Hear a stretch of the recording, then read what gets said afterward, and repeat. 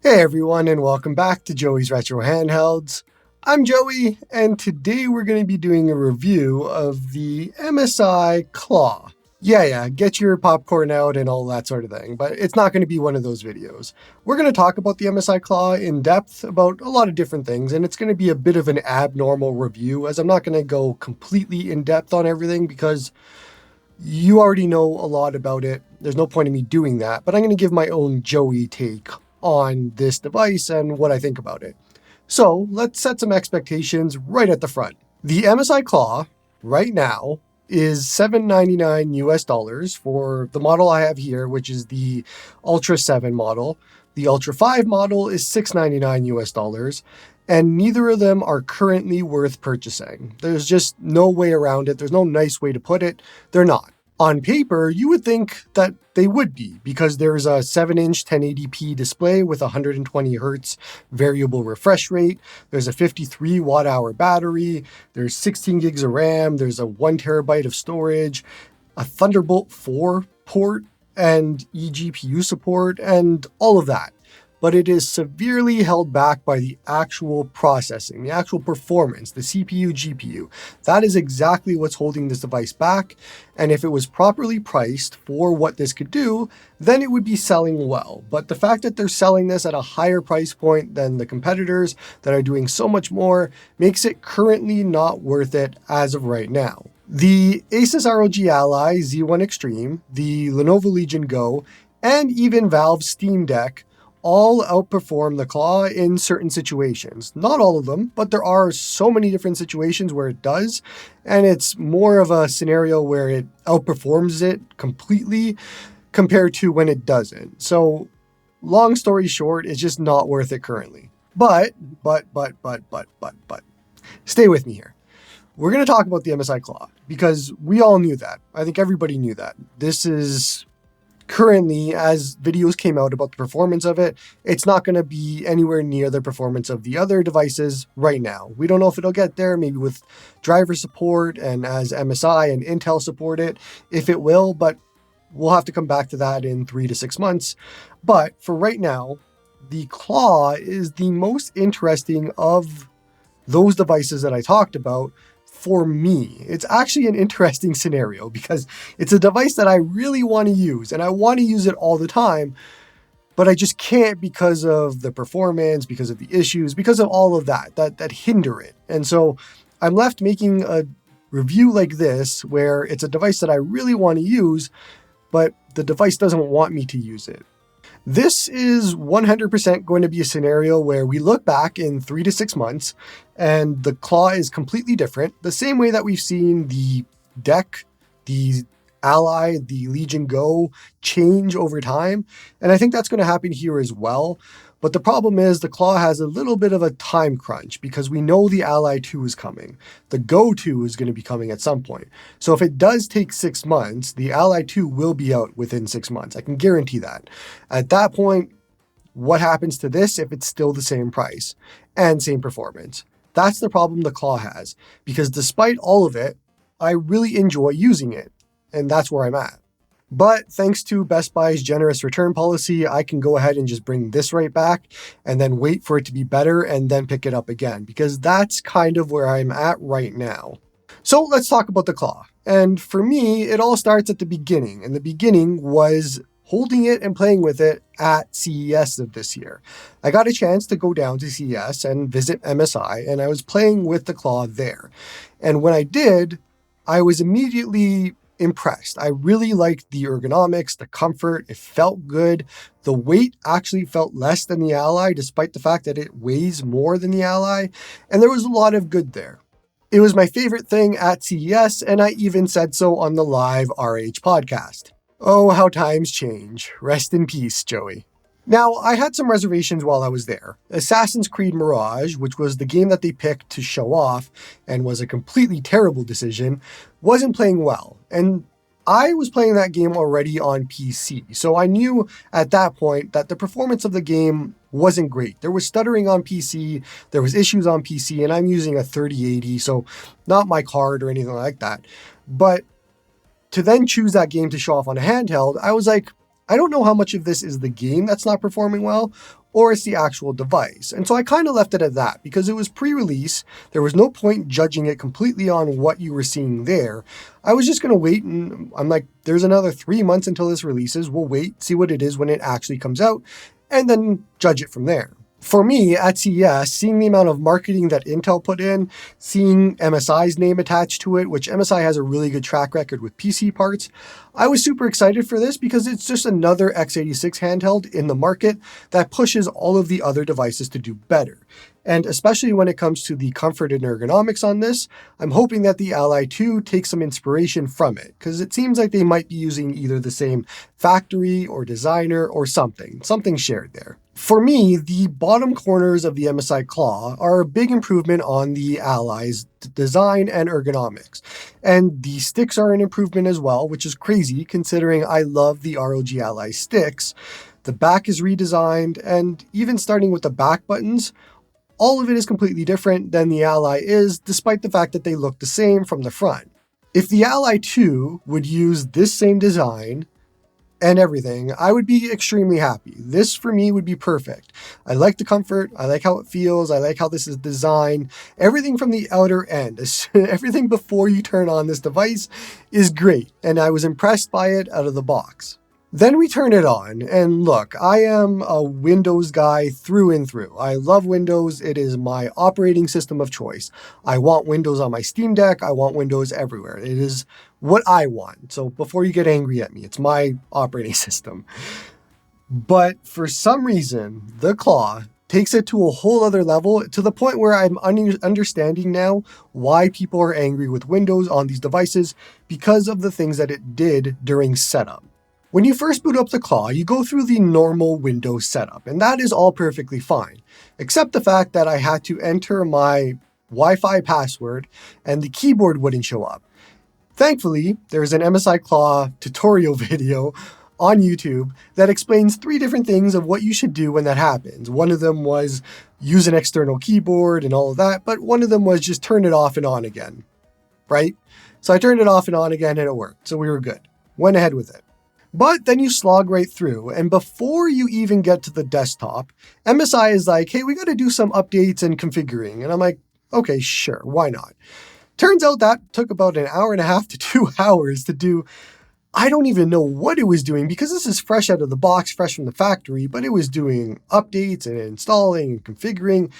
And then when you look at the actual finished product, when you finally get to the desktop, you're like, well, what did you even do for 2 hours? I don't know what you added here.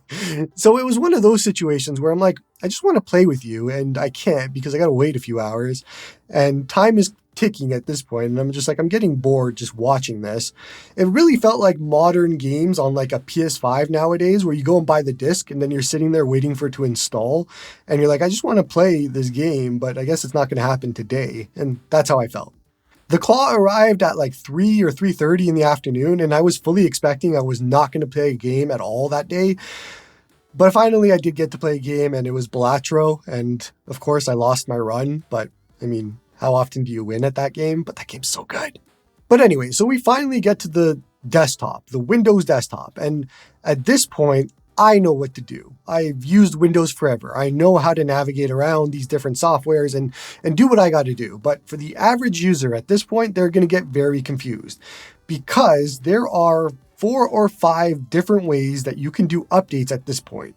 And you as an average user are like, I don't even know one way to do updates because it doesn't tell you. So I'm going through and I'm doing the MSI Center updates. I'm doing Windows updates. I'm doing Intel driver and support updates. And then on top of that, there's even ones that you're not aware of. So there's a new graphics driver available, and that's only available on the Intel website. And you don't know about this, you're not notified about it unless you visit the subreddit. And the subreddit tells you, hey, there's a new driver. And you're like, okay, I'm going to go get that. Then on top of all of that, there's a new BIOS available, and it's on MSI's website for this device, but there is nowhere on this device that tells you, hey, a new BIOS is updated. And once again, the only way I know is because I went to the subreddit and checked, and it said there was a new BIOS update. So you have 5 different areas for updates that make the device better, and not one of them are ways that you would normally check. Besides Windows updates, which wouldn't cover anything really, you would have no way to make this device better for you as an average user. Now, this is extreme. Obviously, you don't need to go to the Intel website. You don't need to go to the MSI website. You could just check the MSI Center, the Windows Update section, and the Intel driver support, because that's all built in. It's all right there. You could get away with just doing those three, but even those three not being combined or having any sort of notification system is a hindrance for this device in general user hands. But look, up until this point, this is all Windows stuff. I want to say Windows stuff, but MSI could do a better job of consolidating this. So I'm going to half blame MSI and I'm going to half blame Windows here, because we do see this on other devices like the Legion Go and ROG Ally, but it's a little bit more on the Claw. So if you're looking for a pick up and play device, the Steam Deck OLED is still going to be king, no matter what.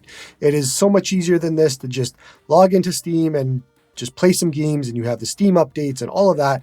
So if that's what you're looking for, is an easy pick up and play device, this isn't going to be for you. Now, once you finally go ahead and do all of your updates, because that should be your first step, you can finally start to use the device, and you figure out quickly that there's an MSI Center, and that's on the left side. It's the button under Select, and that opens up MSI Center, and it's your basically launcher and hub, and there's also settings and all of that. You can launch games from here as long as you have them installed. And if you look at the top, there's all the different launchers available to you, and it just takes you as a shortcut to their home pages to install them. There seems to be a limit on the number of games that it can show, so I fully imagine that a lot of people are just going to use Steam Big Picture Mode or Play Night or other launchers, and the software as a whole is actually pretty decent. And I think that's the thing that surprised me the most. Out of the first software attempts by both ROG Ally and the Legion Go, and now the Claw, I think the Claw has had the best out-of-the-box experience for software. It's actually been surprisingly decent for what it is. It isn't complete, it isn't perfect, it isn't anything like that, but if you compare the launch day software of all three devices, the Claw actually has a decent, and I think probably the best that I can remember. On the right side, if we use the other button under the Start button, it opens the Quick panel on the right, so you can do your normal on-the-fly changes. You can adjust these tiles and add more and remove some and all of that, and there's a bunch available to you, and I found basically everything that I needed right here without issue. I will say there's a number of times where you push that button to get that quick panel to show up, and it just doesn't, or it takes like 10 seconds to show up, or you have to push it multiple times to get it to show up, and that can be a bit frustrating. But one thing that really tripped me up is that there's a real-time info display to show your frame rate and battery and all of that sort of thing. So the normal on-screen display. But there was no way for me to know that you have to push it multiple times for it to change what it shows. So if you push it once, it's a very minimal display. Push it again, and it shows a little bit more. And push it again, and it shows a lot more. It's one of those scenarios where it doesn't tell you, and the only way you find out is when you go and turn it off, that it shows more. Now, one awesome thing about the Claw is on other devices, I have to do per game profiles to say, hey, use a gamepad for this, use the desktop for this, and leave it in auto and it'll change and all of that. For the Claw, it was really good about detecting what were games and to use gamepad, and what was the desktop or a browser and to use the desktop. So it would swap between both of those on the fly without me having to do anything. And it was really good about detecting which one to use. So I really like that feature, and it helps make this device a little bit easier to use, so you don't have to fiddle around with that. But anyway, let's talk about some games now, because this is where things go downhill as you're expecting. The Claw just doesn't perform where you need it to at the price that it's being sold at. And you start to see it really quickly as you jump into a lot of different games. I mentioned it before, but in a lot of scenarios, it actually underperforms compared to a Steam Deck. And then in a lot of other scenarios, it'll perform a little bit better than the Steam Deck, not as good as a Z1 Extreme, Ally, or the Legion Go, or anything like that. So it is in a very weird spot, but there is no consistency, because while it might outperform, you'll run into issues with different stutters and textures and shaders and all these other things that combine into just a not great experience. I'm not going to go into full benchmark mode graphs and all of that, because honestly, that kind of stuff just completely bores me. And plus, Rob, the Retro Tech Dad, did a really good video on that already. So if you want that, then check that out. But for me, it was pretty quick to find out that something was wrong, and everybody else did a deep dive into it, found out that the CPU was a little power hungry, and so it was starving the GPU from what I understand, and that's the reason why apparently the actual cheaper model, the Ultra 5, is actually outperforming the Ultra 7 that I have here in a lot of different gaming scenarios, and you don't want to see that. So there's something else going on behind the scenes. But back to my experiences, and I tried out a whole bunch of different games. I played a whole bunch of different indies, a whole bunch of AA's, AAA's, older games, everything. I went through the entire paces with this. And for indies and all of that, it plays just fine. It is great. But obviously, you're not going to spend this amount of money for indies. You're not going to be playing indies on this as much as you might, obviously after buying it, but you're not going to go out with the sole purchase of buying this for indies. For other games, even older games, I started trying to play Days Gone, which actually runs decently well on the Steam Deck. I can get a solid 30 to 40 frame rate on the Steam Deck. And I was seeing like a sub 20 on the Claw. Playing Assassin's Creed Odyssey, Assassin's Creed Origins, both of those were playing worse than the Steam Deck was. And then I tried other games and Forza, and it just, the entire scenario, and I'm not going to go through each game, but the entire scenario was that in every single time that I played something on the Claw, it was doing it worse than any of my other handhelds, my Ally or my Steam Deck OLED. But I want to play on this device. I like the ergonomics. I like the comfort. I like the screen, the 120 hertz, and all of that. But it doesn't want me to play on it because these games just don't run well. And so I'm not going to buy this and just play indies. That is just not going to happen. So I'm really hoping for some driver support at some point that maybe improves everything. And we've already seen it. MSI and Intel have done some improvements, but it's not there. It's nowhere near there for what price they're asking. On the topic of battery, if you leave it in the AI scenario mode, which is one of the modes that the device has, and it basically just says that they're going to manage the TDP for you, so you don't have to do anything. And I like that mode because I don't have to change anything. But if you leave it in that mode, and especially at 40 watts, it's going to kill the device in like an hour, hour and 15. That's what I was able to see. So it's a really quick death of the battery.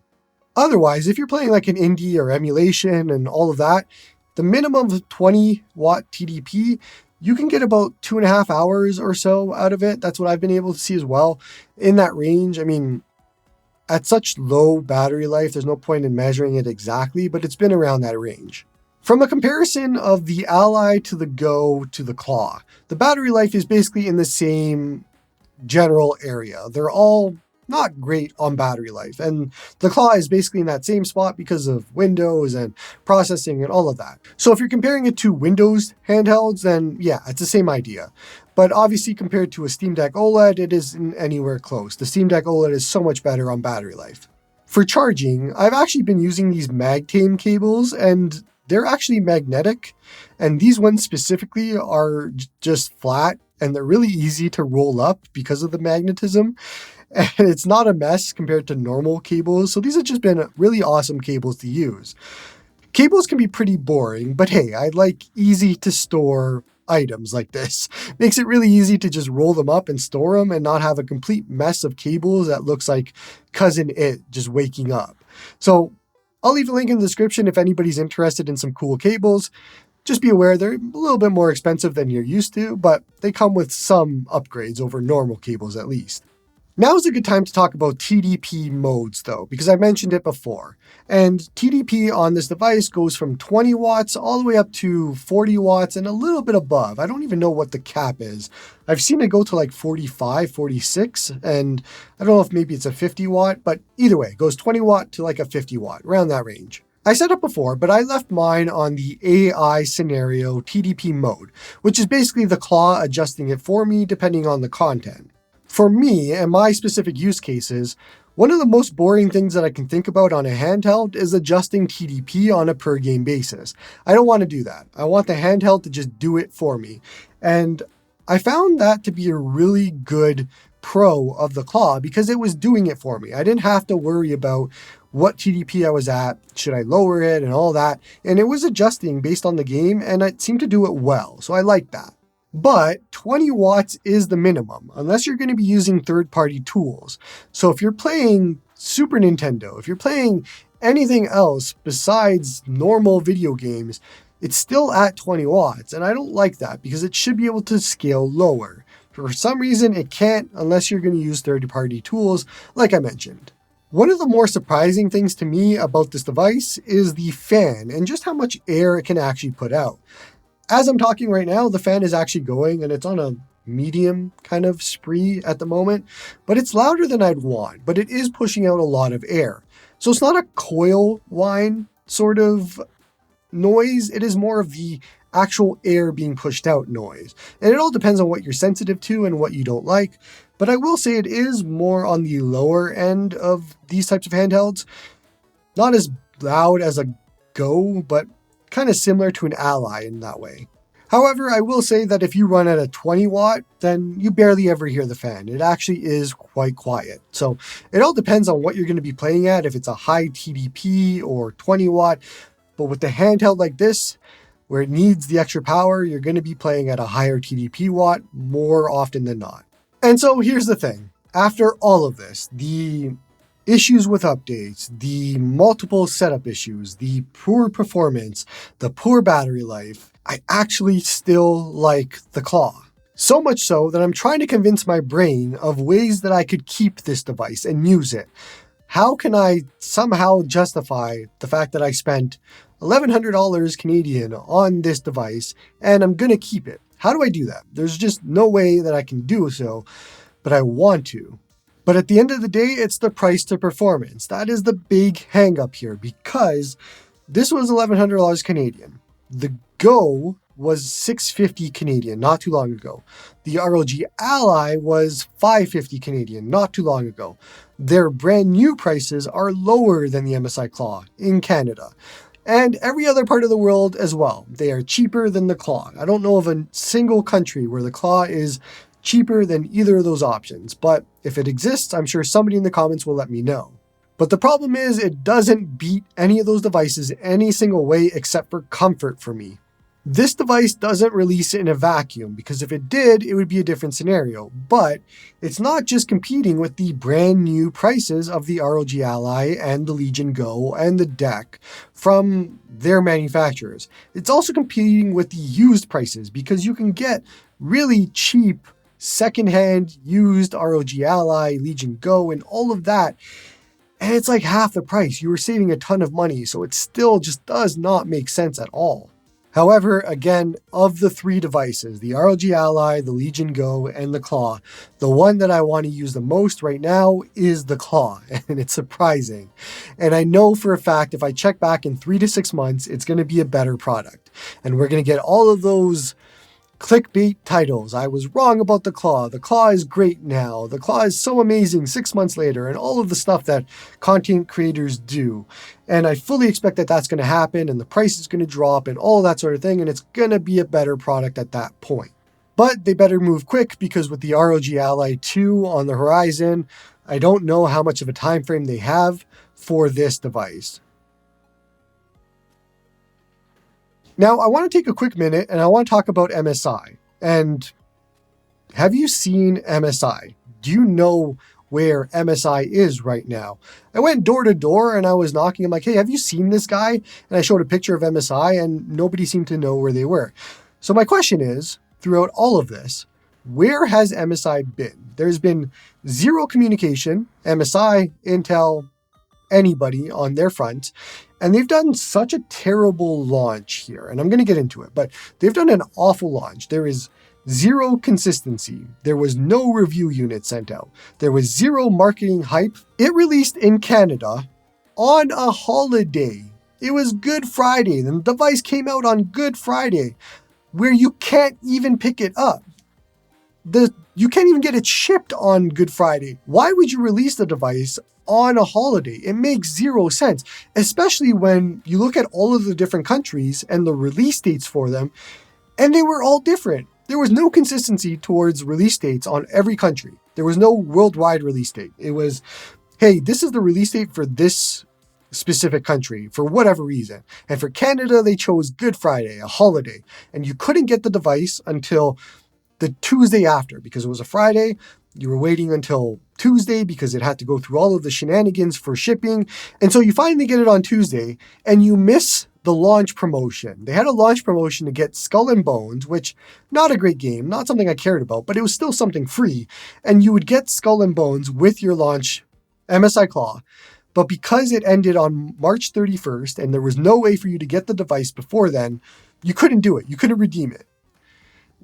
Who thought this was a good idea? I can't recall in recent years a launch that has been this botched for a company that has sent something out to die like this. This is just completely awful in every way, shape, or form, and MSI should be embarrassed by this. There wasn't even any review units, and you might be thinking, well, what does that matter? Who cares what content creators think, like myself and all of that? But here's the thing. When you send out a review unit for this, and here's the irony of it, you get content creators that will keep it. They won't sell it because it was sent to them for review, it was sent to them free. And so they'll keep it in the hopes that things will get better, updates over time, and you'll get new updates and you can start making videos on it. So a new driver update's out. Here's what changed. Here's a new BIOS update. Here's what's changed. But because they didn't send it out, because there is no review unit sent out, content creators, at least on the sphere of content creators that would create those types of videos, so I'm not talking about a Linus Tech Tips, I'm not talking about multiple million subscribers, I'm talking about the smaller creators that put the work in for specific devices. They are not going to go spend their own money in the hopes that that happens and then make those videos. It's just not going to happen. Where if you sent those review units out, you're suddenly going to get those consistency in views and videos and marketing and all of that comes with you sending out that device that keeps you in the conversation, that makes people remember, hey, the MSI Claw exists. And then it's like, oh, wow, it's actually pretty good now. After all of these updates, it's actually pretty good now. Instead, you have to kind of wait for some sort of reviewer to do the Vita in 2024 title of, hey, I went to go buy the MSI Claw and it's actually really good. That's what's going to happen. So MSI just completely botched this launch from top down and it's embarrassing. But they've gone further. They have said nothing. There is no community manager. There is no press release. There is no talking to anybody. We have heard absolutely nothing from MSI and Intel on this at all about what's coming, a roadmap, what their future plans are, nothing. They've given zero hope for anybody to cling on to. And I'm not mad about this. I'm just kind of disappointed because I should be the target of the person that they want in their corner for this device. They need to try and build up some sort of community, and staying silent isn't the way to do it. At least if you had a community manager, at least if you shared a roadmap, at least if you were to talk about it and give some hope to the people that bought this device and maybe like it right now and know that it's not perfect, at least that would help them feel better about their purchase. But the fact that they don't even do that isn't just an awful way to do business. As of right now, and for this review, I can't recommend it. I'm not going to recommend it. For me, it's going right back to Best Buy as soon as they open, and that's it. MSI, if you're listening, just do better. Don't forget to like and sub to help the channel grow, and hope you all have a good one.